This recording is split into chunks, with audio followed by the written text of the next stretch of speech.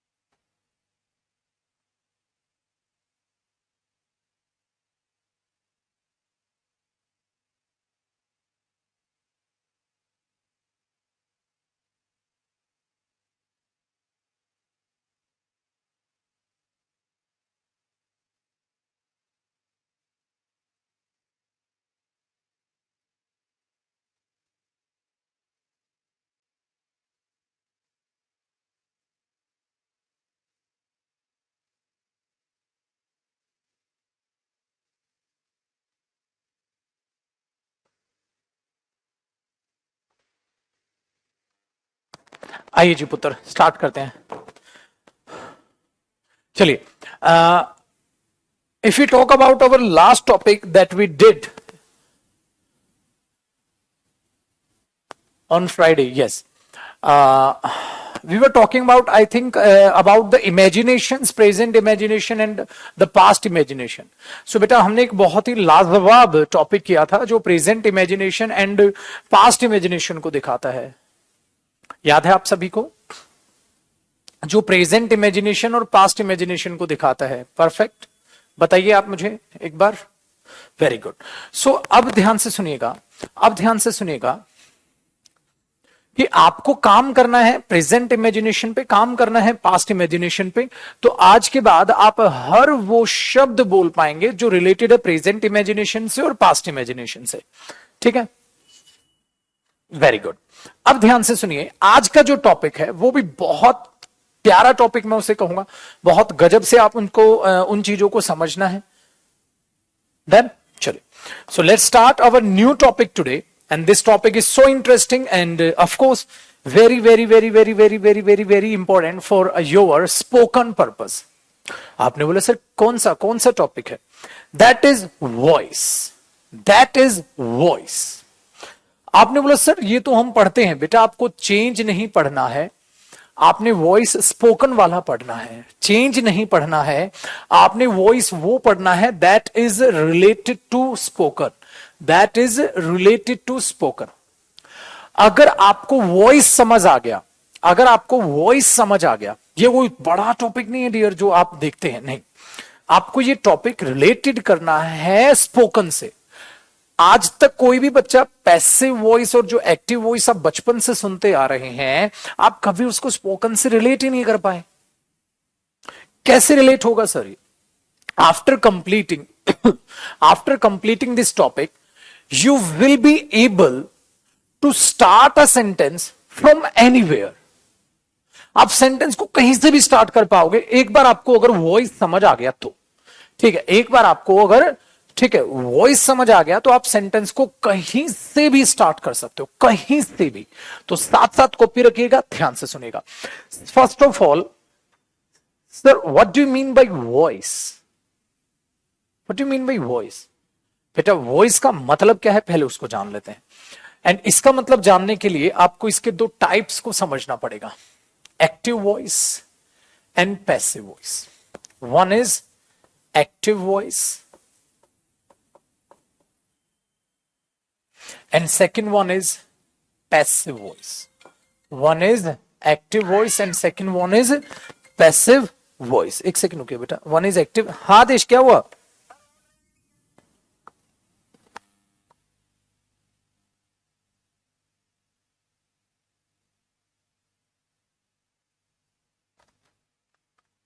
एक सेकंड रुकिएगा बेटा, एक सेकंड।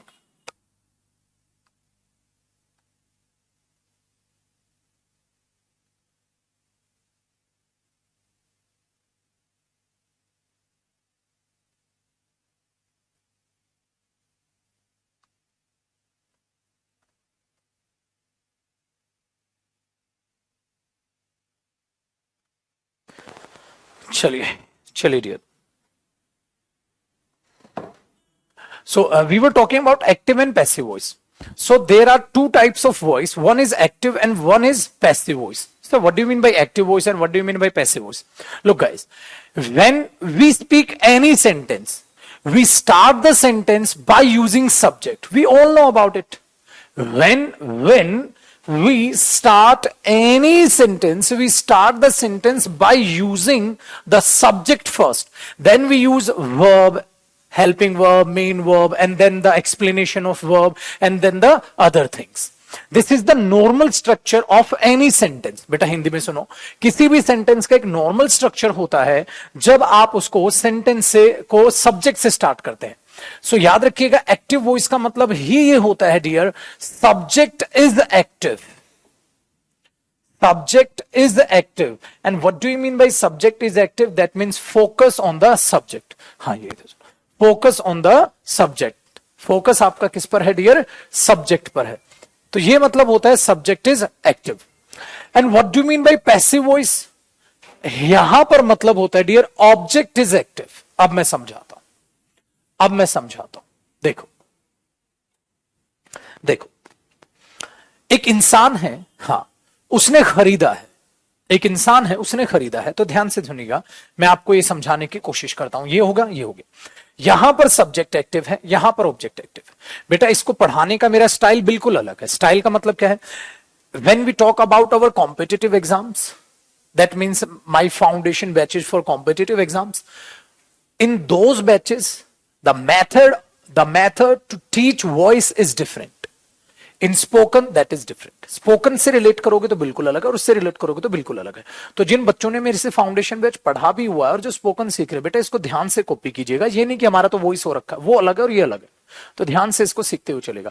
जो बच्चे सिर्फ स्पोकन के लिए जुड़े हैं उनके लिए कोई टेंशन लेने की जरूरत नहीं. ध्यान दीजिए. इफ आई एम सेइंग, आपने एक वर्ब यूज करनी है, बाय. आप जानते हैं बाय का मतलब है खरीदना. इसी के नीचे आप कॉपी करेंगे. जब अगर मैं इस बाय की बात करता हूं तो ये अपने आप में एक वर्ब है. डियर, इस वर्ब का अपना कोई एक सब्जेक्ट होता होगा, हाँ, और इस वर्ब का अपना कोई ऑब्जेक्ट होता होगा. आपने बोला हाँ जी सर, वर्ब है उसका अपना एक सब्जेक्ट होता है या ऑब्जेक्ट होगा. हाँ भाई, मैंने कुछ खरीदा. I want to say that I have bought something. That means I am trying to focus on myself. मैं अपने आप पर फोकस ला रहा हूं.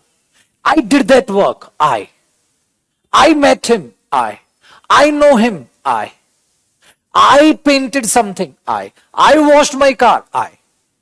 So when you start any sentence by using subject, that means you want to have some focus on the subject. That is called active voice. The emphasizing part is for subject only. Emphasizing part subject के लिए. इसलिए हम real life में जब आप speaking करते हैं तो आप ज्यादातर क्या करते हैं?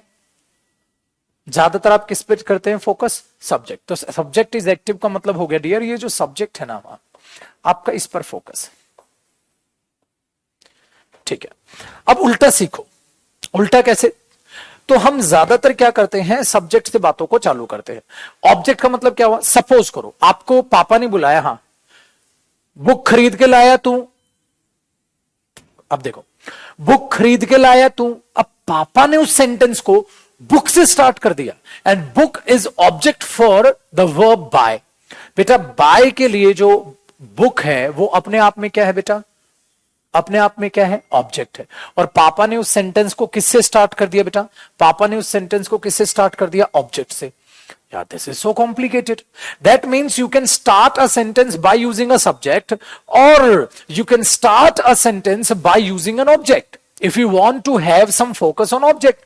पापा ने उसे ऑब्जेक्ट से स्टार्ट कर दिया. भाई रियल लाइफ है बेटा, रियल लाइफ में हम ज्यादातर पैसिव वॉइस कई बार दफा यूज कर जाते हैं.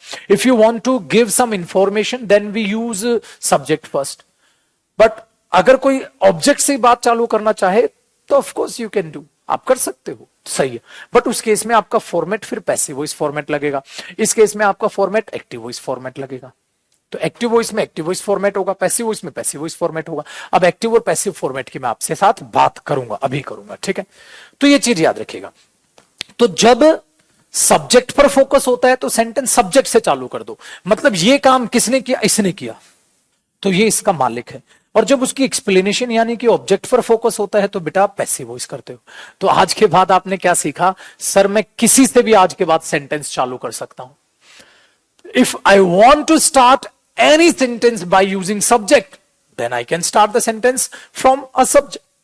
If I want to highlight my object, then I can start the sentence by using an object. वो गाड़ी मैंने धोई है, गाड़ी को मैंने पहले बोला, अपने आप को मैंने बाद में बोला। अरे वो पेंटिंग मैंने बनाई है, पेंटिंग पहले बोला, अपने आप को बाद में बोला। खाना खा लिया मैंने, खाना मैंने पहले बोला, अपने आप को मैंने बाद में बोला। ठीक है, वेरी गुड। ये चीजें हैं डिफरेंसेस। अब तक आपने एक्टिव वॉइस सीखा है बेटा, अब तक आपने मेरे से एक्टिव वॉइस सीखा है, क्योंकि बाय डिफॉल्ट आपने हर सेंटेंस को टेंसेस टॉपिक में, मॉडल्स में आपने एक्टिव वॉइस यूज किया है। अब समय है पैसिव वॉइस का। अगर आपको मैं गारंटी दे रहा हूं माय डियर स्टूडेंट्स, अगर आपको ये समझ आ गया ना, आपकी इंग्लिश में 4 चांद लगा देगा वॉइस, और आप इसकी अहमियत समझ पा रहे हैं। ऐसी एक टॉपिक है narration related to spoken, narration, voice, tense, ये ऐसी बैकबोन है स्पोकन के लिए भी। अगर आप इनको स्पोकन के नजरिए से सीख पाए, बेटा यहां वो नहीं खेलना है। बचपन याद है आपके, छोटे बच्चों को भी याद होगा, I write a letter is written by me, then do you really think it will help you in speaking? Of course not. आपने बचपन में बेटा एक चीज रटी है, क्या एक्टिव से पैसिव बनाना, पैसिव से एक्टिव बनाना, ये नहीं है स्पोकन, ये नहीं है स्पोकन। आपको उसे बोलना सीखना है डियर, वो है स्पोकन। कैसे, अब उस पर मैं काम करूंगा। तो मुझे बताओ, क्या वॉइस समझ आए? सर जब हम बोलने पर सब्जेक्ट पर फोकस रखते हैं तो एक्टिव वॉइस है, और बोलने पर जब ऑब्जेक्ट पर फोकस रखते हैं तो पैसिव वॉइस है। हमारे पल्ले पड़ गया एक्टिव वॉइस क्या होता है और पैसिव वॉइस क्या होता है। डन। चलो डियर, अब इनके फॉर्मेट की बात कर लेते हैं, फॉर्मेट की बात कर लेते हैं बेटा। एक्टिव वॉइस फॉर्मेट,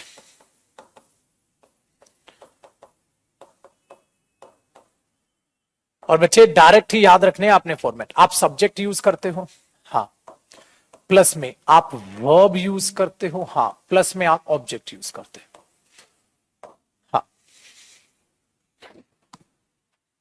ठीक है। बस ये फॉर्मेट, बस इतना सा फॉर्मेट, डन, इतना सा फॉर्मेट, ठीक है। और बाकी जो भी है, अब मुझे बताओ डियर, ये वर्ब कैसे आती है? आपने बोला सर ये अकॉर्डिंग टू टेंस आती है, ये verb according to the tense आती है, अकॉर्डिंग टू द टेंस आती है। And I need not explain this because we have already done it in the tense topic. According to the tense, we use it according to the tense. इसकी कोई tension नहीं है sir, इसकी कोई tension नहीं है अपने को, इसकी कोई टेंशन नहीं है। But let's talk about passive voice format, this is so important for us. Passive voice format, आपको एक प्यारा सा फॉर्मेट देता हूं, it will applicable for all tenses and for all models. Remember one thing guys, when we use passive voice, beta we use subject first. अब बच्चा confuse हो जाएगा, और sir what are you saying, this is not a subject, this is object. बेटा passive voice में तो वही subject है, पैसिव वॉइस में तो वही मालिक है मेरे दोस्त। सब्जेक्ट यूज करो, ध्यान से सुनो, आज के बाद आपने ये ध्यान से सुनना। जो ये सब्जेक्ट है और इस सब्जेक्ट में फर्क क्या है? फर्क पता है बेटा क्या है?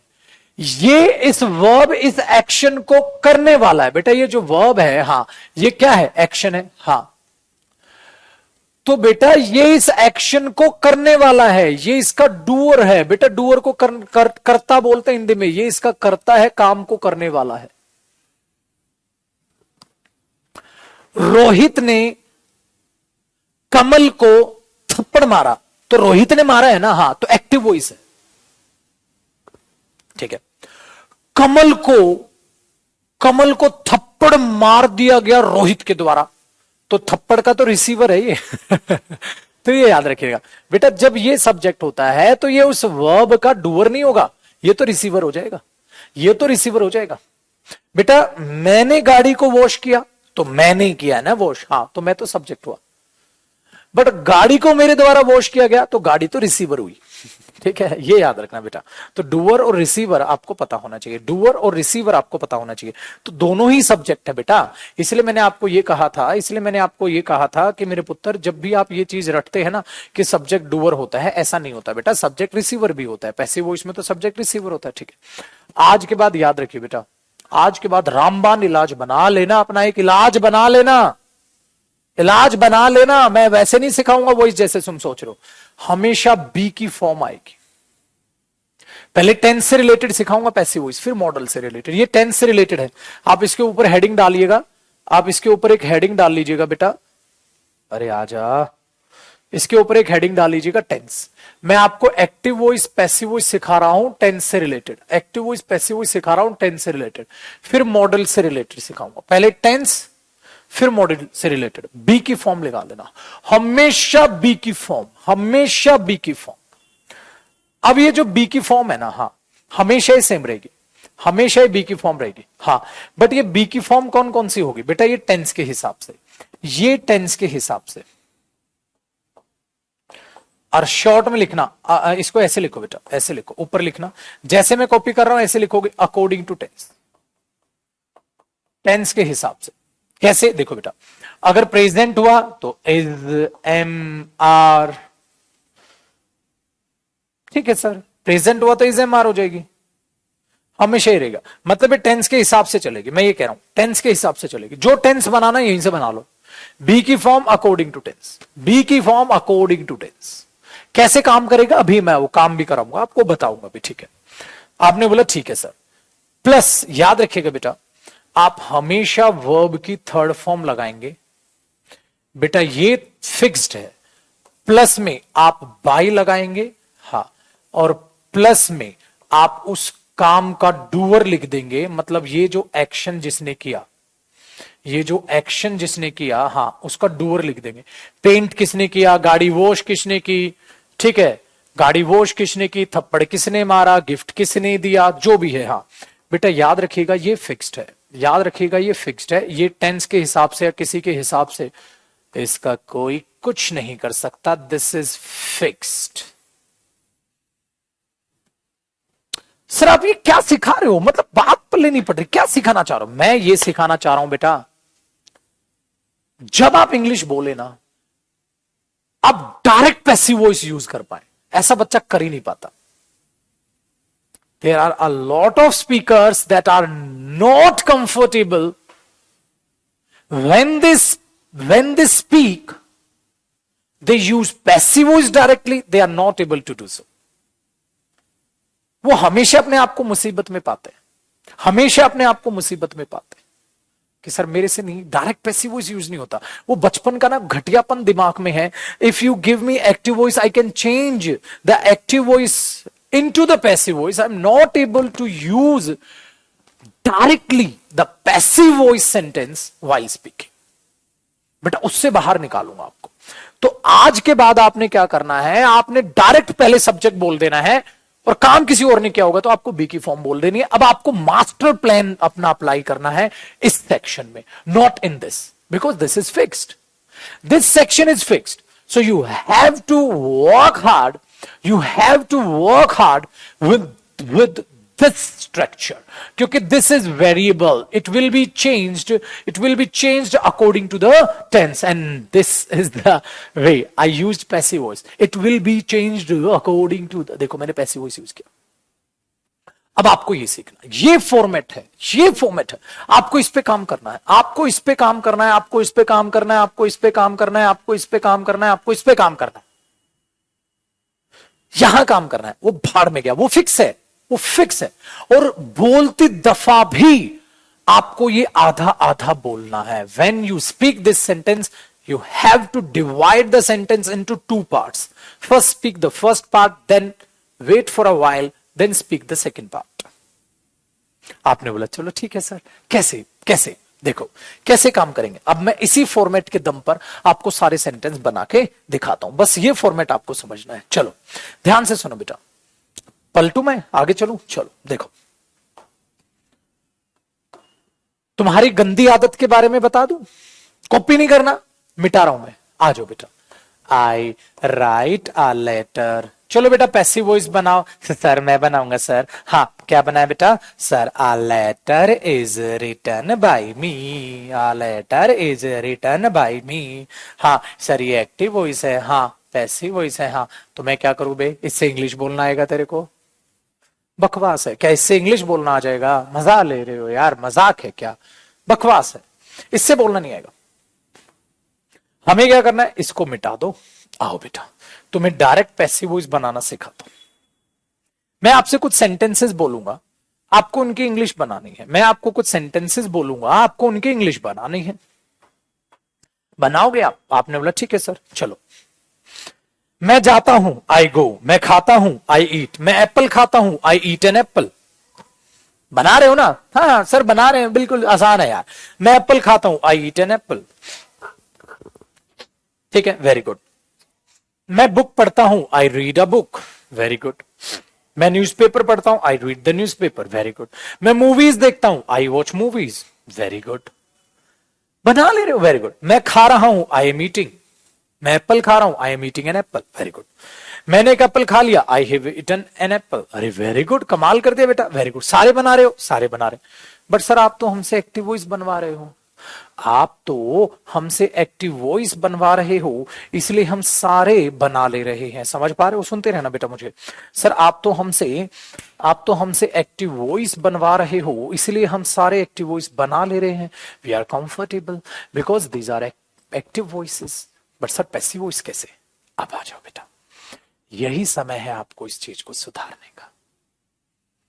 अब अगर मैंने एप्पल पहले लिख दिया तो आपको एक इतनी प्यारी रामबान इलाज दूंगा ना, अब मजा आ जाएगा and definitely you are going to love it. क्या है वो? मैंने एक सेंटेंस, आप यहां लिखोगे बेटा प्रेजेंट टेंस। आपने बोला ओके सर, और आप इसे मेरे साथ साथ कॉपी नहीं करेंगे, मेरे साथ साथ कॉपी नहीं करेंगे, इंतजार करो, इंतजार करो, ध्यान से सुनिए बेटा। मैंने एक सेंटेंस यहां लिखा, मैंने एक सेंटेंस लिखा एन एप्पल। ठीक है, वेरी गुड, ध्यान से सुनिए। मैंने एप्पल पहले लिख दिया, आपने बोला सर महायुद्ध होगा। अब तो ये पैसिव वॉइस बनेगा क्योंकि एप्पल, अरे एप्पल कुछ काम कर नहीं सकता।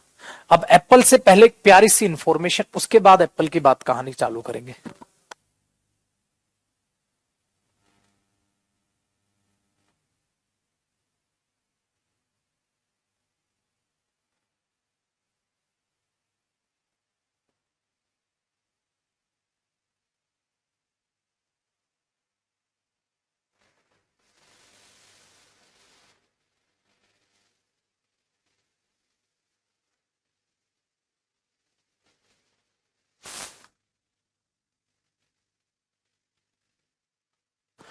चलो बेटा देखो, एक छोटी सी इंफॉर्मेशन है, बेसिकली ये उन स्टूडेंट्स के लिए है जो कॉम्पिटिटिव एग्जाम्स के लिए तैयारी कर रहे हैं। This information is not for the students who are here only for spoken purpose. जो स्पोकन पर्पज के लिए उनके लिए इंफॉर्मेशन नहीं है, ये इंफॉर्मेशन सिर्फ उन स्टूडेंट्स के लिए जो कॉम्पिटिटिव एग्जाम्स की तैयारी कर रहे हैं। ठीक है, तो 2 मिनट के लिए, 2 मिनट के लिए वो बच्चे ध्यान से सुने जो कॉम्पिटिटिव एग्जाम्स की तैयारी कर रहे हैं। ठीक है बेटा, फिर हम इस अपने टॉपिक पे वापसी आएंगे। तो ये जीएस के रिगार्डिंग है। आप लोग जानते हैं हमारी जीएस की टीम जो बहुत ही मेहनत आपके लिए करती है। This information is related to GS section.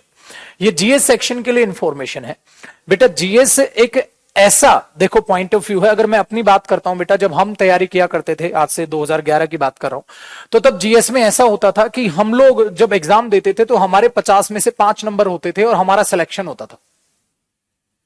वो दौर था। अब बेटा दौर ऐसा आ गया है, दौर ऐसा आ गया है कि आपको 50 में से टारगेट 50 का जीएस में लेके चलना पड़ता है। और बेटा मरे से मरे 35 प्लस आपको किसी भी हालत में, मतलब ऑन एन एवरेज बता रहा हूं, ऐसा अगर मैं 70% आपको कॉम्पिटिटिव एग्जाम्स में अब स्कोर करके मिनिमम चलना पड़ता है, तब आप रैंक में आगे जा पाते।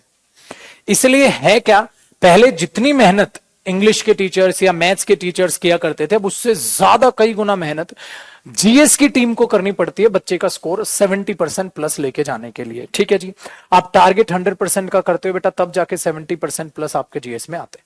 इसीलिए इसी मेहनत में एक प्यारी सी मेहनत ऐड की गई है जो हमारे विवेक सर ने ऐड की है। ठीक है, मुझे इंट्रोड्यूस कराने की बिल्कुल भी जरूरत नहीं है, आप लोग जानते होंगे हमारे जीएस की टीम में से एक बेहतरीन फैकल्टी। ठीक है, बेहतरीन हमारे टीम मेंबर। देखो बेटा, कैरियर विल ऐप अपने आप में इतने कम समय में छाप आई क्योंकि ये टीम है, एक सेना नहीं, ये पूरी की पूरी एक टीम के साथ एकजुट होकर हमारी टीम आपके लिए लड़ती है, आपके लिए मेहनत करती है। और बच्चे, बुक बनाने में जितनी खून पसीने की मेहनत लगती है वो मैं हमेशा आपको बताता रहता हूं, हमेशा आपको बताता रहता हूं कि जीएस की बुक में तो और ज्यादा मेहनत लगती है, हर एक सब्जेक्ट की में हम मेहनत करके चलते हैं और बुक में सारी चीजें गैदर करके वो लाने में बड़ी मेहनत लगती है। इसीलिए उस मेहनत को बताने के लिए और किस रिगार्डिंग जो है हमारी जीएस की बुक आई है, और ये एक बुक नहीं है, अब आहिस्ता आहिस्ता बुक आती जाएंगी और हम हर क्लास में जैसे ही कोई नई बुक लॉन्च होगी, ठीक है ना, उसके लिए हम रिगार्डिंग आपको जरूर इंफॉर्मेशन देते रहेंगे। तो ये बुक किसके रिगार्डिंग बनाई है वो अब आपको विवेक सर बताएंगे। ठीक है, ज्योग्राफी से रिलेटेड है या सारे जीएस से रिलेटेड है, वो चीज अब आपको क्लियर करेंगे। सो एक बार तालियों से स्वागत कीजिए आप। आइए सर, आइए।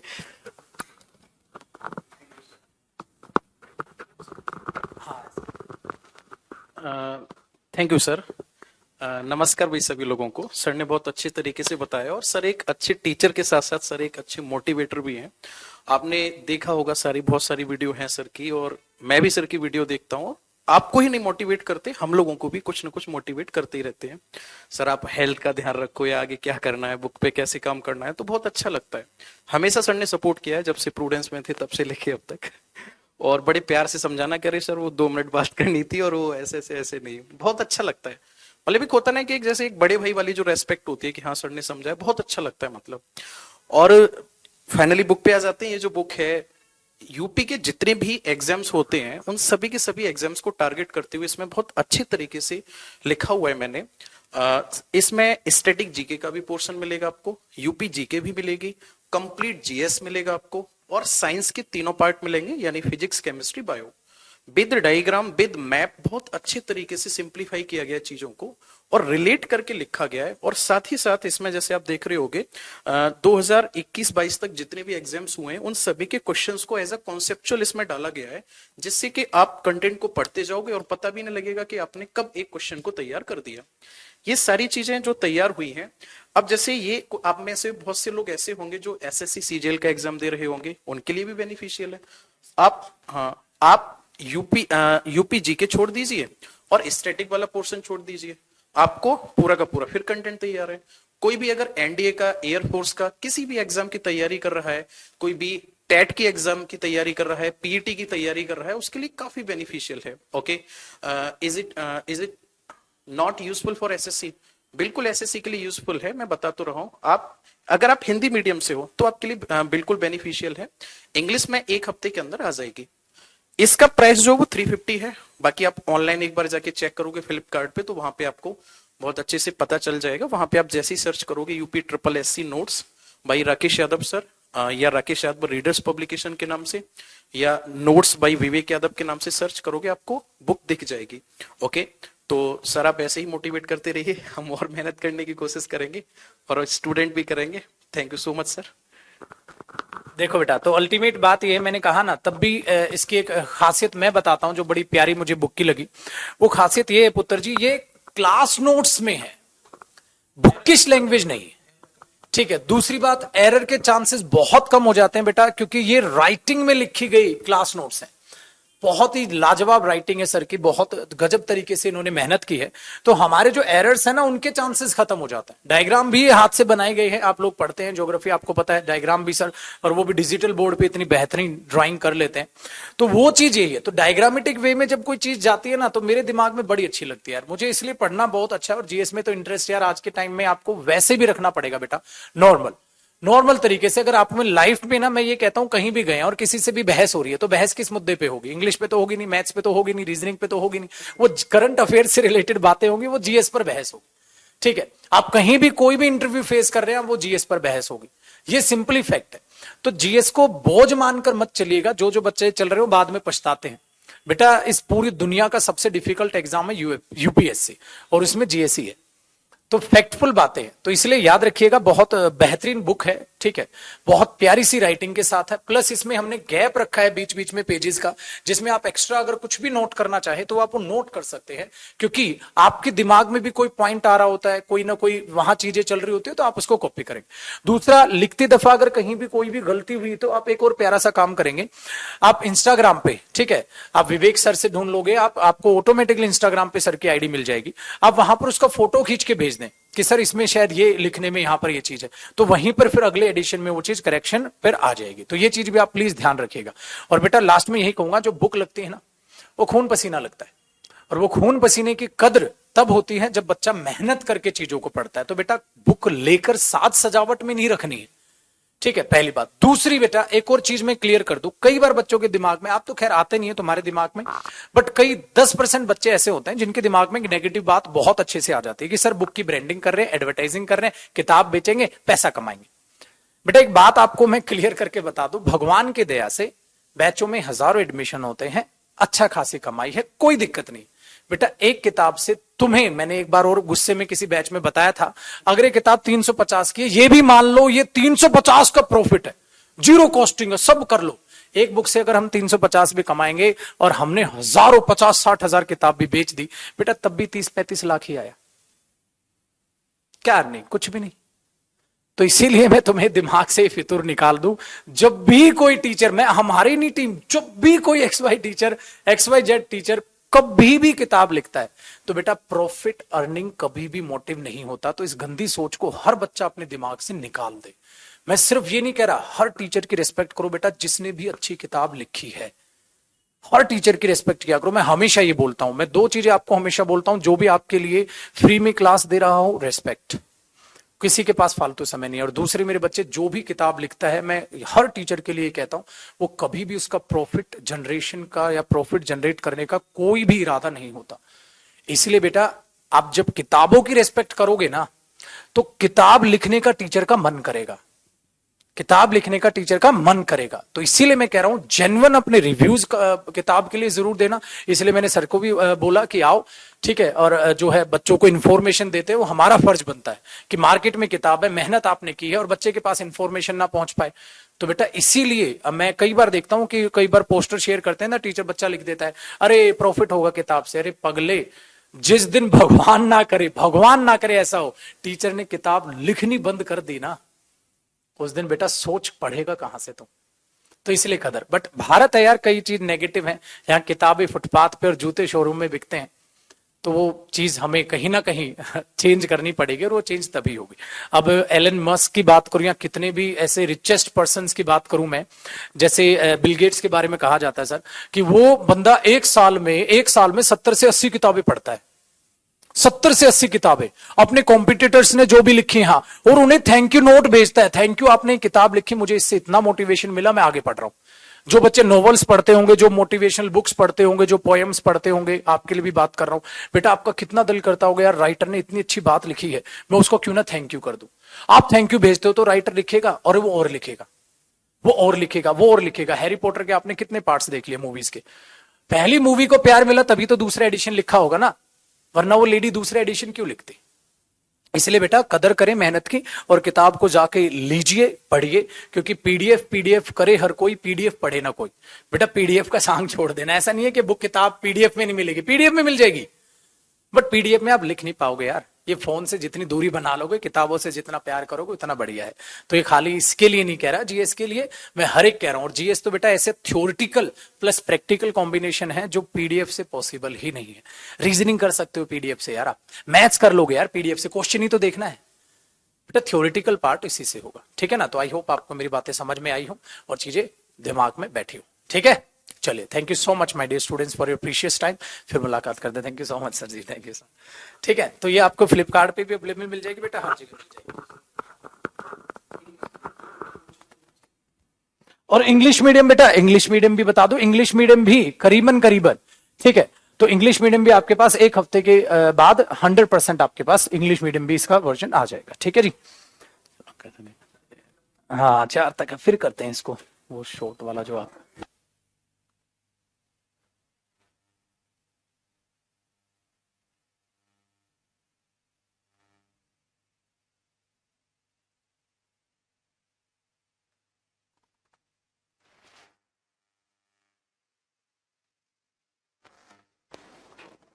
ठीक है पुत्र, चलिए जी। जी जी जी जी जी जी बेटा, मैं हमेशा तत्पर रहता हूं, और अ, जितने भी मेरे जूनियर्स हैं या जितने भी न्यू कमर्स हैं या जो भी टीचर मेहनत करता है, मैं हर एक को बहुत अप्रिशिएट करता हूँ। मैं उन्हें बहुत मोटिवेट करता हूँ कि प्लीज आप किताब लिखें, प्लीज आप किताब लिखें, प्लीज आप किताब लिखें। क्योंकि बेटा जितनी मैंने अपनी लाइफ में आज तक 9 किताबें लिखी हैं टोटल, मैंने आज तक 9 बुक्स लिखी हैं टोटल। तो किताब लिखने वाले की मेहनत से मेरे से ज्यादा तो कौन समझ सकता है। दिन रात एक करता पड़ता है बेटा। अभी मैं वोकैब की बुक लिख रहा हूँ, 1.5 साल हो गया करीबन करीबन। मिक्स किताबों पे काम करना बहुत भारी होता है। चलिए डियर, अब स्टार्ट करते हैं अपनी पढ़ाई, वापस आते हैं।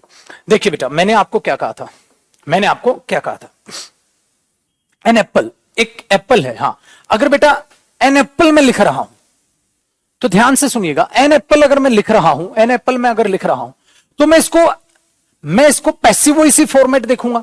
क्योंकि बेटा एक एप्पल का और खाने का क्या नाता है? एप्पल खा लेगा क्या? कुछ नहीं सर, एप्पल को खाया जाएगा, किसी के भी द्वारा खाया जाए। हाँ, एप्पल को खाया जाएगा। तो ये एक्टिव वॉइस फॉर्मेट नहीं हो सकता, पैसिव वॉइस फॉर्मेट होगा।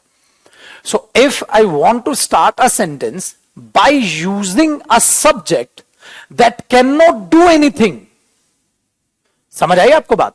मैं ऐसे सब्जेक्ट से, बेटा बनना तो ये सब्जेक्ट ही है, बनना तो ये सब्जेक्ट ही है क्योंकि स्टार्टिंग में आ गया। हाँ, बट मैं एक ऐसे सब्जेक्ट से कहानी शुरुआत कर रहा हूं जो कुछ कर नहीं सकता, तो पक्का से माय डियर वो पैसिव वॉइस फॉर्मेट हो सकता है, एक्टिव वॉइस नहीं हो सकता। जी मैं कह सकता हूं, ठीक है। So this is your passive voice format. An apple आ गया। हाँ, अब क्या करूं सर? आपने हमें सिखाया पैसिव वॉइस बनाना है तो आप बी लगा दो। मैंने बोला ठीक है बेटा, बी लगा दो।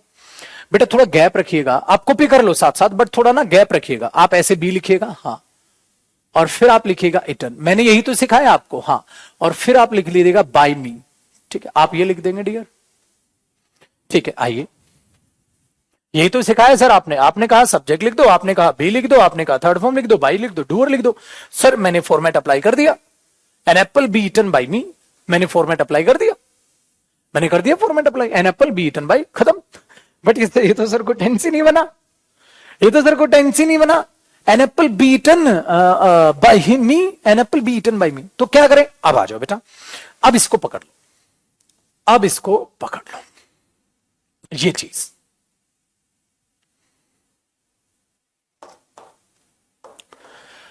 अब पुत्र ये भी सेम रहेगा, ये भी सेम रहेगा, ये भी सेम रहेगा।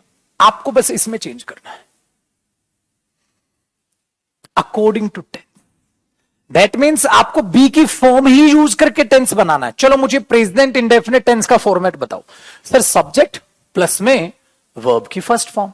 तो आप इस बी को, इसके साथ क्या आएगा? इज, एम और आर। इज आएगा, एप्पल सिंगुलर है, सिंगुलर सब्जेक्ट है, तो आप यहां इज कर दो, बन गया sentence. Sentence is ready. An apple is eaten by me. और कैसे बोला आपने? An apple is eaten by me. क्योंकि बेटा हम सब्जेक्ट के बाद बी नहीं बोलते, बी की फॉर्म को चेंज कर लेते इज में। An apple is eaten by me. इसकी हिंदी मीनिंग क्या आ जाएगी? एक एप्पल मेरे द्वारा खाया जाता है। ठीक है, जो भी था, थे, थी, था, आपको करना है। आप प्रेजेंट इंडेफिनिट में कर सकते हैं ना बेटा। An apple is eaten by me, एक एप्पल मेरे द्वारा खाया जाता है, एक एप्पल मेरे द्वारा खाया जाता है, एक एप्पल मेरे द्वारा खाया जाता है। ठीक है, अब एक बात बताओ, एक एप्पल मेरे द्वारा खाया जा रहा है। अब आप क्या बताओगे? एक एप्पल, जैसे मैं अपना काम कर रहा हूं तो आप ऐसे बोलते हैं ना, I am doing my work. वो अपना काम कर रहा है, he is doing his work. तो आप करते क्या है डियर? सर हम इज एम आर यूज करते हैं प्रेजेंट कॉन्टिन्यूस में। हाँ, इज एम आर यूज करते हैं और आईएनजी यूज करते हैं। ठीक है, अब एक काम करो बेटा, आपके पास है तो बस यही वर्ब, इसी को इज एम आर यूज करवाओ। तो आपने हेल्पिंग वर्ब क्या लगाई? इज, क्योंकि इसके साथ क्या आएगा? इज। और बी को क्या कर दिया? बीइंग। बन गया बेटा, an apple is being eaten by me. Present continuous बन गया। अरे पैसिव वॉइस पुत्र प्रेजेंट कॉन्टिन्यूस बन गया। थर्ड फॉर्म क्यों यूज करते हैं बेटा? छोड़ दो ये कलेश, छोड़ दो, बिल्कुल छोड़ दो पुत्र। Third form passive voice format होती है, बट वो छोड़ दो, बिल्कुल मत सोचो, बहुत छोटी उम्र है तुम्हारी और सिर्फ बोलना सीखना है। थर्ड फॉर्म ही रिप्रेजेंट करती है जब एक्शन किसी और के द्वारा होता है। वो कॉम्पिटिटिव बात है, छोड़ दो, बिल्कुल छोड़ दो, सिर्फ याद रखो थर्ड फॉर्म रिप्रेजेंट करानी। ठीक है, कॉपी करना, साथ साथ जिस डिजाइन से मैं कर रहा हूं। An apple is being eaten by me, this chair is being painted by me, this room is cleaned, is being cleaned by me. तो this room is cleaned by me, this room is being cleaned by me. बस बिल्कुल छोड़ दो समस्याएं। So I mean to say you have to use be form and you have to make the sentence according to the tense. Present continuous का format क्या था? is mr plus ing, तो is mr plus ing। Apple के साथ क्या आएगा? is आएगा। तो ये क्या था? प्रेजेंट इंडेफिनिट, ये था प्रेजेंट कॉन्टिन्यूस। चलो परफेक्ट बनाओ। परफेक्ट का फॉर्मेट क्या होता है? Sir has have plus third form, has have plus third form. तो has have plus third form apple के साथ क्या आएगा? हैज, और इसकी थर्ड फॉर्म क्या होगी? Been. An apple has been eaten by me, एक एप्पल मेरे द्वारा खाया जा चुका है। एप्पल मैंने खा लिया है, एप्पल मेरे द्वारा खाया गया है, एप्पल मेरे द्वारा खाया जा चुका है। हिंदी में तो कितने सारे सेंटेंसेस के मीनिंग है, बट इंग्लिश तो सेम ही है। एन एप्पल, ठीक है, एन एप्पल ऐसे लिख देता हूं मैं, has, an apple has been eaten by me. तो ये हो गया बेटा प्रेजेंट। अब मैं पास्ट का जिक्र कर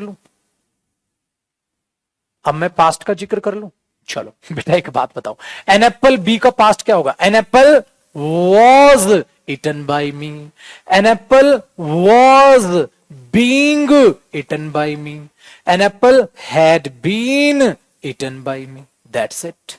इसके परफेक्ट कॉन्टिन्यूस मत बनाना, स्पोकन में अवॉइड ही करना, हम उसको कभी यूज नहीं करते स्पोकन में, हालांकि बना सकते हो, बहुत टेक्निकल बात है, अवॉइड इट। बेटा ये पास्ट हो गया, ये प्रेजेंट हो गया, क्या चाहिए बत्तर?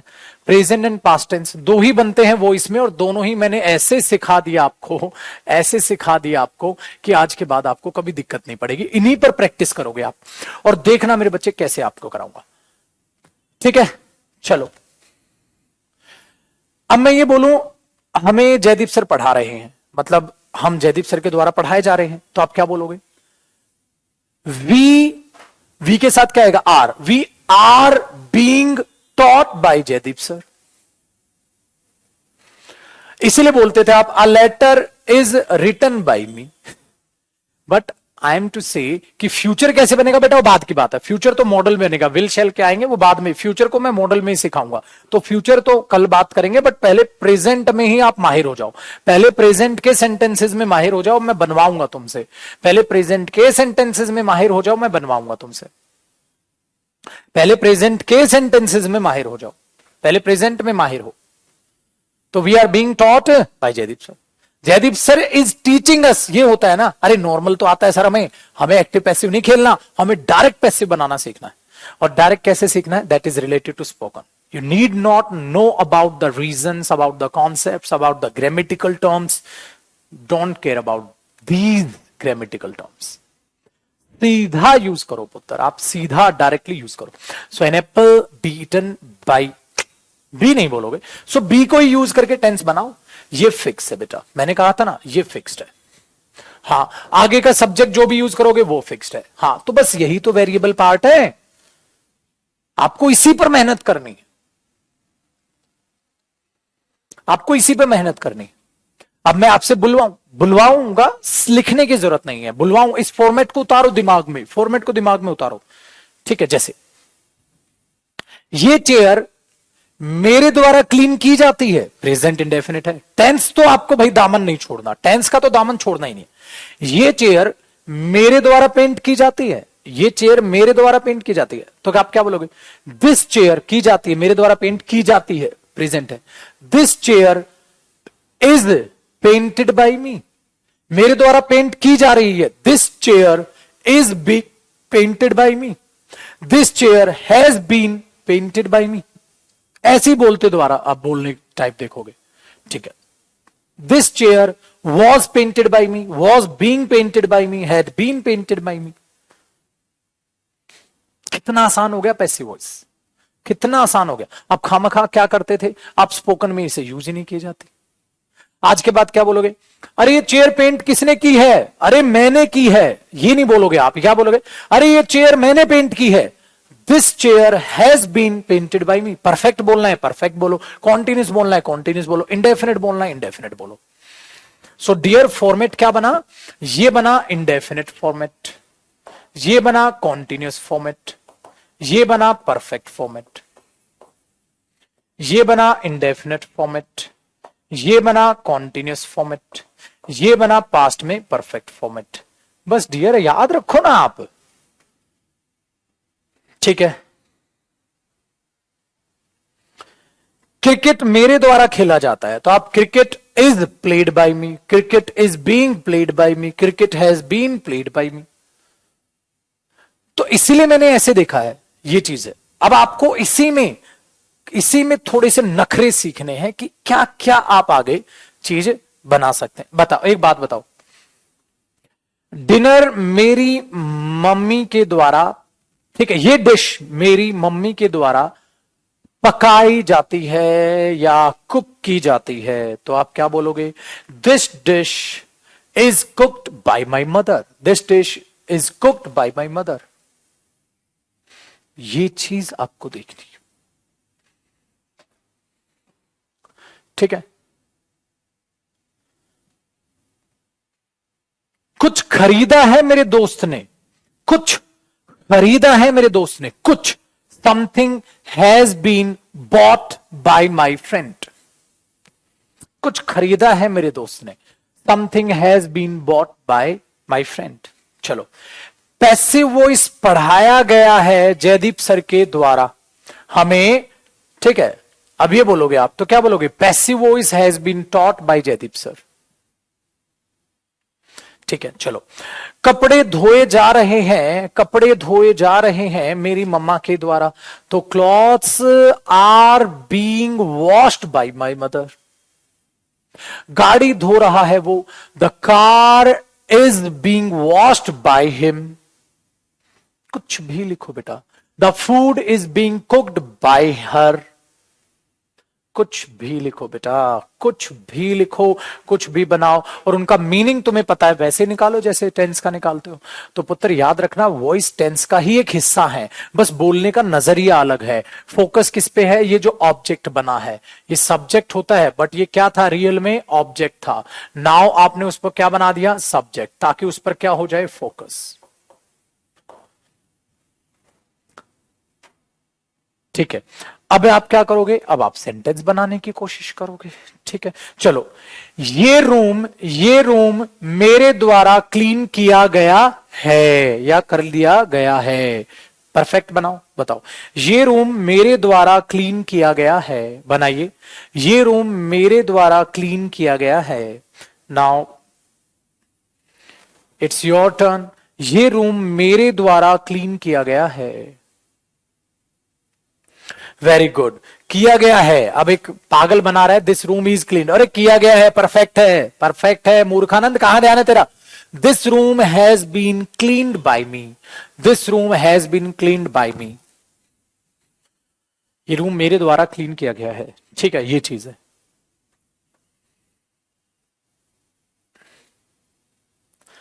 ठीक है, चलो, स्वीट्स मिठाइयां, ठीक है, मिठाइयां बच्चों में मेरे द्वारा बांटी जाती हैं, डिस्ट्रीब्यूट की जाती हैं। मिठाइयां बच्चों में मेरे द्वारा डिस्ट्रीब्यूट की जाती हैं, मिठाइयां बच्चों में मेरे द्वारा डिस्ट्रीब्यूट की जाती हैं, मिठाइयां बच्चों में मेरे द्वारा डिस्ट्रीब्यूट की जाती हैं। वेरी गुड, स्वीट्स आर, ठीक है, sweets are distributed by me, या आप sweets are distributed among the boys, among the children by me. Among आएगा बेटा, उसमें इन नहीं आएगा, अमंग आएगा।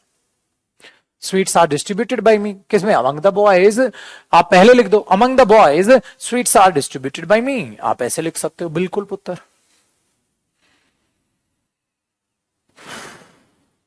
ठीक है। अब बताओ, कभी सोचा था, आपको नहीं लग रहा आपको पैसिव वॉइस में इतना काम हो सकता है, पैसिव वॉइस में इतने में देखो ना, आप इंग्लिश समेटते हुए नजर आ रहे हो, आप इंग्लिश समेटते हुए नजर आ रहे हो यार। स्पोकन में इतनी ही तो जरूरत पड़ती है, वो गहराई में कूदने की जरूरत थोड़ा ना पड़ती है डियर। ठीक है, गहराई में उतरने की जरूरत थोड़ा ना पड़ती है। दिमाग दौड़ा बेटा, बिटवीन दो दो या ग्रुप के लिए आता है, अमंग ज्यादा के लिए आता है। तो ये चीज आप अपने दिमाग में बैठाइए। आया? Very good. तो जब आप इन चीजों को अप्लाई करेंगे तो आप ये करोगे। आज के लिए अब होमवर्क सुनिएगा, ध्यान से सुनिएगा। आपके लिए होमवर्क क्या है, आप इस फॉर्मेट को, कॉपी को अपने पास आंखों के सामने रखेंगे और सेंटेंस बनाएंगे अलग अलग। ठीक है, ये रूम मेरे द्वारा सजाया गया था। ये रूम मैंने सजाया था या मेरे द्वारा सजाया गया था, बताइए। ये रूम मेरे द्वारा सजाया गया था, तो this room was decorated by me. This room was decorated by me. ये सेंटेंस मेरे द्वारा लिखा गया था, this sentence was written by me. आप ऐसे सेंटेंसेस, इसको अपनी आंखों के सामने मारो और कैसे बोलोगे, इसको एक साथ करो, इसको एक साथ बोलो। This room was being decorated bye them. This room was being decorated bye them. अगर ये फॉर्मेट आपके नजर में रहा तो बेटा कोई भी पैसिव वॉइस बना लोगे, but that is related to spoken only, not for your competitive exams at all. Because in competitive exams you have to know about the grammatical terms. Why are we using this format? Why we use third form? How the format works? But for your spoken purpose, this is the best format, and we can say that's enough for you. आपको गहराई में उतरने की जरूरत है ही नहीं dear. ठीक है ना? बताओ, कंफ्यूजन दूर। सो this is your homework part. अब आपको ऐसे सेंटेंसेस बनाने हैं। फिर मैं कल क्या करूंगा, इससे आगे पढ़ाऊंगा आपको। ठीक है, इससे आगे पढ़ाऊंगा क्या चीज, इससे आगे फिर कल फ्यूचर टेंस की बात करेंगे, यानी कि मॉडल्स की बात करेंगे। फिर ऐसे ही प्यारा सा फॉर्मेट में उनके लिए भी आपको लिखवाऊंगा। ठीक है, आसान हो गया ना? पक्का कंफर्टेबल हो आप? So your homework part is you have to make at least 30 sentences based on this format, और रजिस्टर आपके सामने होना चाहिए। आप उसी फॉर्मेट पे बोलते जाएं, ताकि क्या हो सर, ये बार बार 30 सेंटेंस बोलने जरूरी है, और एक सेंटेंस को आप 1 या 2 या 3 बार ही रिपीट करना, सो दैट ये फॉर्मेट आपके पास दिमाग में बैठ जाए। This room is decorated by me. This room is being decorated by me. This room is being decorated by me. This room is being decorated by me. This room has been decorated by me. This room has been decorated by me. 30 sentences is written by me. 30 sentences are written by me, क्योंकि sentences हो गया तो क्या करोगे, are. 30 sentences are written by me. 30 sentences are being written by me. 30 sentences have been written by me. बेटा वो singular plural के हिसाब से देखना, सिंगुलर प्लूरल के हिसाब से आप वर्ब्स यूज करना। मजेदार चीज है मेरे पुत्र, पैसिव वॉइस ऐसा दिमाग में बैठ जाएगा, फाड़ में गया, आपको इसके अलावा पैसिव वॉइस जानने की जरूरत ही नहीं है for your spoken purpose. Got it guys? So thank you so much. Bye bye. Take care and please do your work on time. अपना समय जरूर करें काम। डू आपको पता है ना, 2 बार आ जाता है, remember. So do your homework on time. So tomorrow we will talk about the future format, और इसके भी एक बार रिवाइज करा के फिर मैं फ्यूचर फॉर्मेट पे कल बात करूंगा। ठीक है, दैट्स ऑल फॉर टुडे। और आज रात को 9:30 बजे क्लास नहीं है, कल 9:45 पर एडिटोरियल पे मिलेंगे। आज एडिटोरियल कैंसिल करना पड़ गया था मौसम की वजह से, तो कल मिलेंगे एडिटोरियल पे 9:45 पर, और आपकी मेन क्लास यानी कि 3 o'clock। बट हमेशा याद रखिएगा, अपना काम आप समय पर करेंगे। बाय पुत्र, bye bye, take care, bye bye.